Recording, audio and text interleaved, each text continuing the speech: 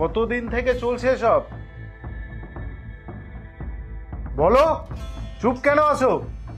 মানেটা কি? তুমি কি বলতে চাইছো? মানেটা তুমি ভালো করে জানো। আমি কিছু বুঝতে পারছি না। বুঝতে পারছো না নাকি না বোঝার ভান করে যাচ্ছ আমার সাথে? দিনের পর দিন তোমার এত টাকা আসছে কোথা থেকে?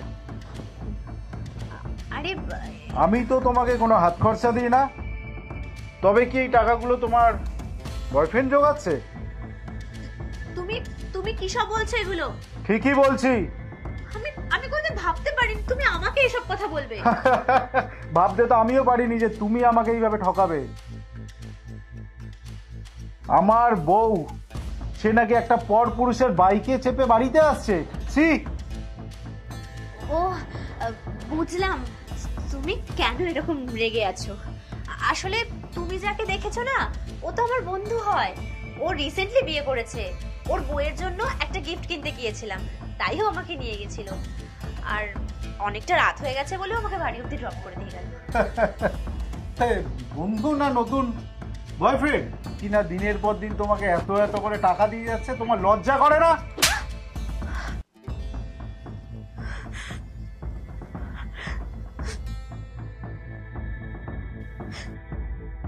তুমি তুমি যেটা বলছো ভেবে ভেবে বলছো?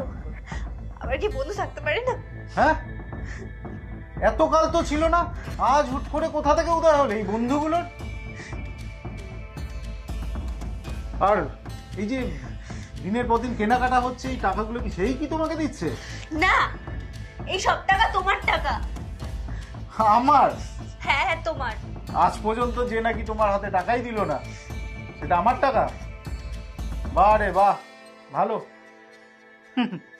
তো তোমার প্যান্টের পকেটে যখনই আমি কাপড় কাচতে যাই যে টাকাগুলো থেকে যায়, সেগুলো জমিয়ে জমিয়ে আমি এইসব অনলাইনে অর্ডার দিই। আর তুমি অফিসে চলে যাওয়ার পরে আমি ছোট ছোট বাচ্চাদের পড়াই।